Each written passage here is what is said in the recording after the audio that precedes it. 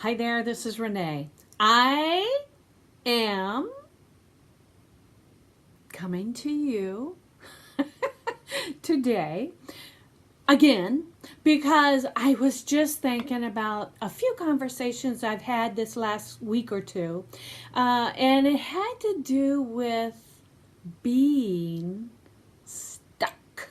Ooh, you know the feeling. When you're feeling stuck, like you can't get outside of the box, like you can't quite pull yourself out from underground or wherever it is, I empathize with you. Been there for sure. It is not always easy to pull yourself up by the bootstraps, but you can do this.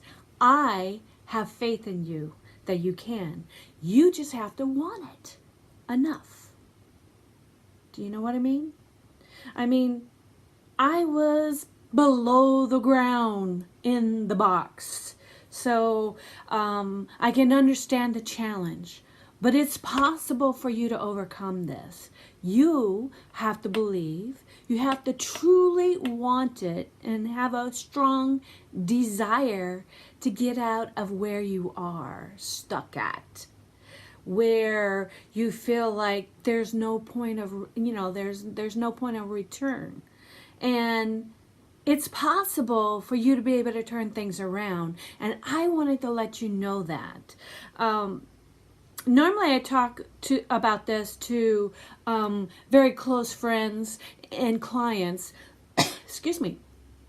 And I just wanted to share this with you because I really feel that this could be of service to you. And if it is, I would so love some likes and shares and subscriptions and whatever else you might like to say.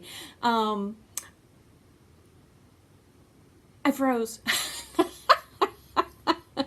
Anyways, one of the things that I learned early on when I was working on getting out of turning something around that had turned my whole world upside down.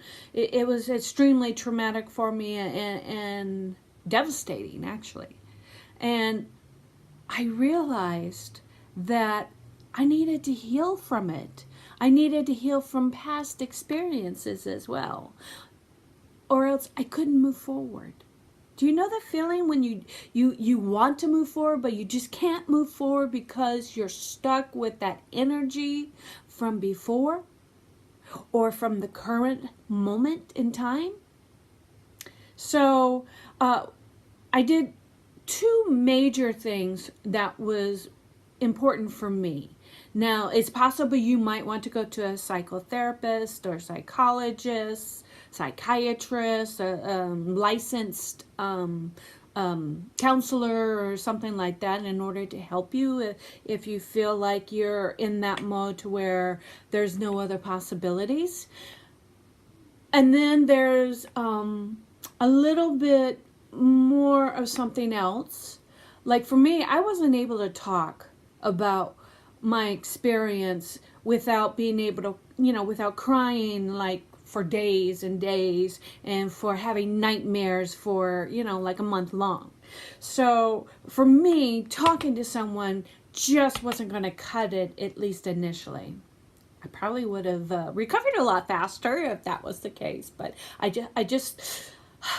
couldn't do it. So what I discovered helped me a lot was to be able to meditate.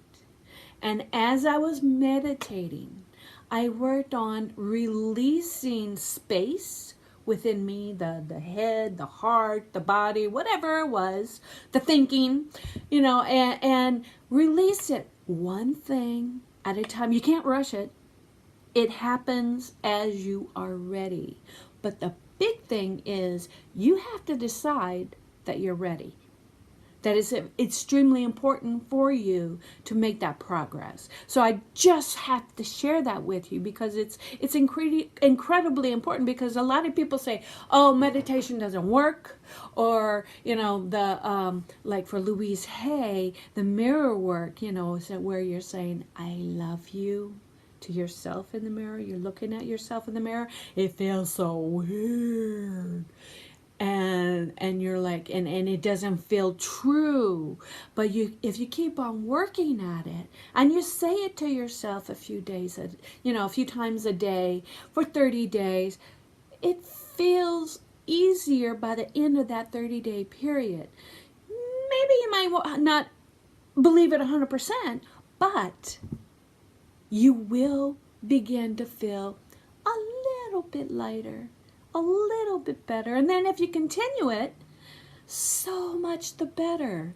And I discovered that when you're looking at yourself in the mirror, or even if you're on a walk and you're saying, life loves me, don't just say it. You want to breathe it in. Breathe it in. Life loves me. Okay? It feels weird at first, but trust me, it makes a world of difference if you are doing it all the time. It helps. And the meditation, the same thing. You want to focus on your breath. You might start off asking a question, or how can I release this? Or I'm feeling this at the moment. What should I do? And then you need to just focus on your breath and breathe. Breathe. Some people, they like to have the guided meditation. I find the guided meditation disorienting to me, but for a lot of people, they need that in order to help guide them. And that's okay. Whatever works for you, what you want to do is to be able to let go.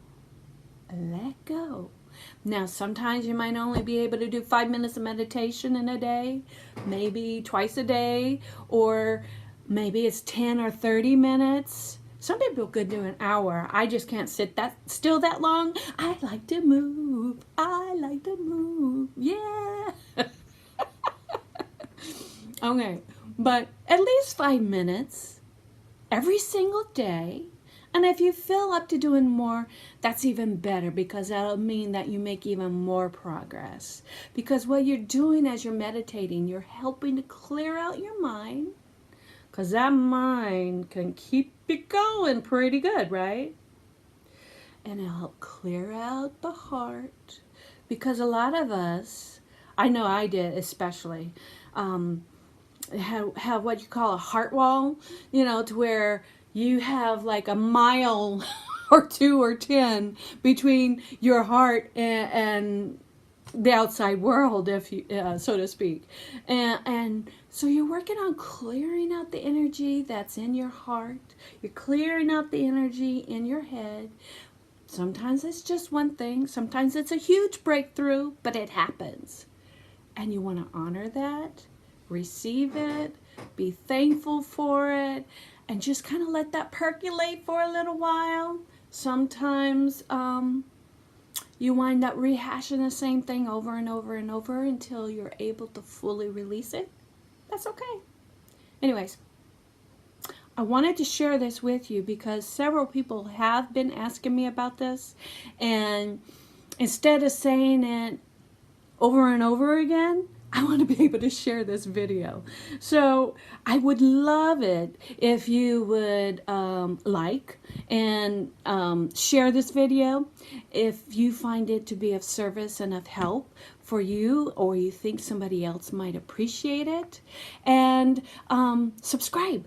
I will be putting out a lot more content and help, because ideally, I'd like to be able to help you in different levels.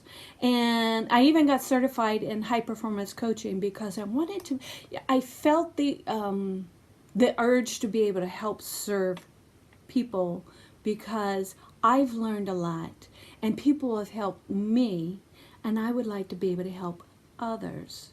So with the high performance coaching, it helped give me a nice, clear, scientific guideline on, types of questions to ask, what is a good format and so forth and so on. Because I already knew that I could be a great coach. It's so funny. I had been told by several people I'd make a great coach because of my past experiences, but I wasn't ready. When you're not ready, it just doesn't happen. But when you're ready, the student is ready, the teacher will show up. So I'm showing up here for you today. And I would love for you to be able to check into what I'm doing. As far as the performance coaching, I have a questionnaire that you can go through, and it'll help give you some enlightenment as to how you feel about things like clarity, your energy, what type of courage you have, whether you feel influential or if you need help in that area, productivity, things like that. And then we go a lot deeper than that. But this will give you a nice, helpful guideline. And then if you want to have a free strategy session with me, feel free to complete the questionnaire and then send it to me at the email that is enclosed on the form, and I'll get back to you. We'll schedule a strategy session so that you can get a better feel for things, and we'll see if it's a good fit for you, a good fit for me, and see if we can help each other along the way. Well, actually, I want to be able to help you more than you help me, but you know what? I have found that when I help coach other people, I wind up getting benefit out of it as well. How amazing is that? And with the scientific guideline, it really falls into place nicely. Scientific guideline mixed with intuition, mixed with your interaction. How amazing. How much can you grow? Anyways, I will talk to you later. I hope this that you found this of service, and please like and subscribe. I'd be grateful. I'll talk to you later. Bye.